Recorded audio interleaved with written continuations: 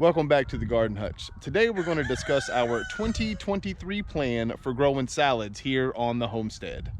Let's get going.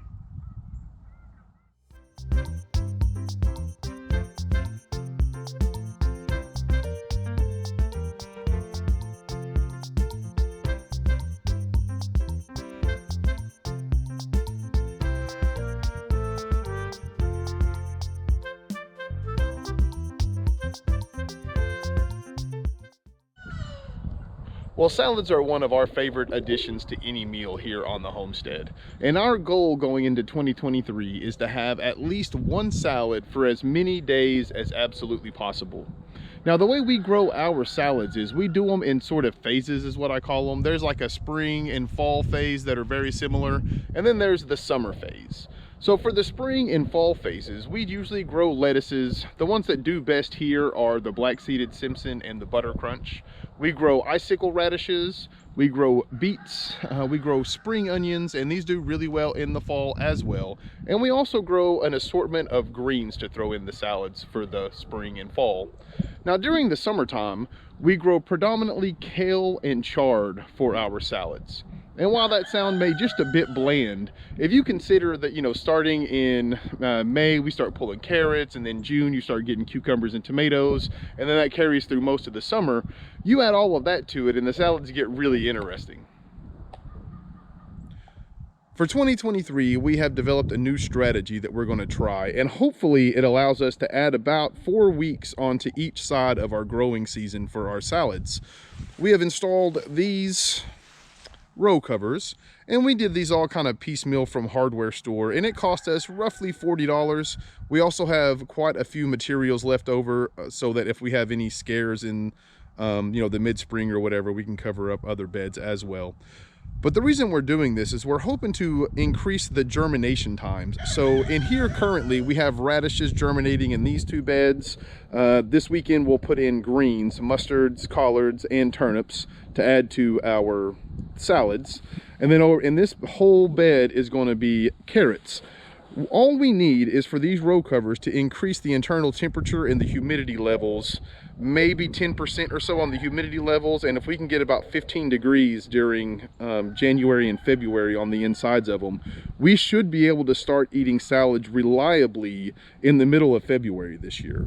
We also have started our our lettuces in the outdoor greenhouse. So let's go take a look at those. So as you can see, we've already started beets here. We have some spring onions that we'll be putting in the ground soon.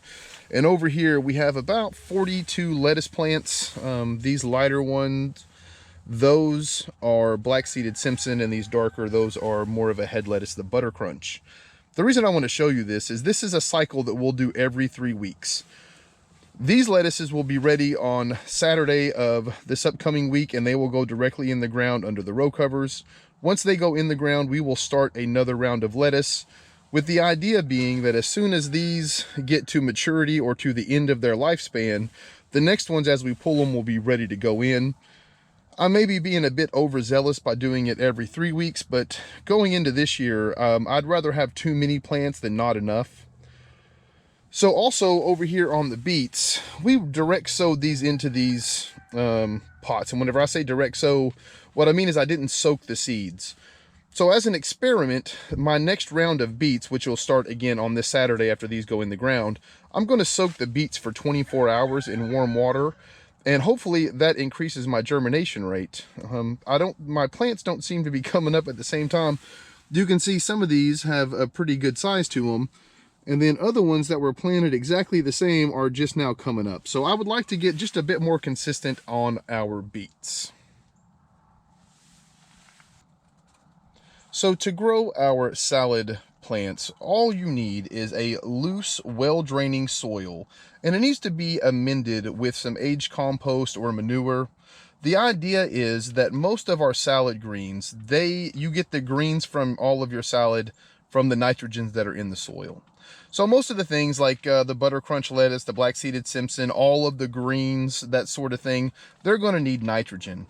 The 2 exceptions to this rule are going to be your beets and your radishes.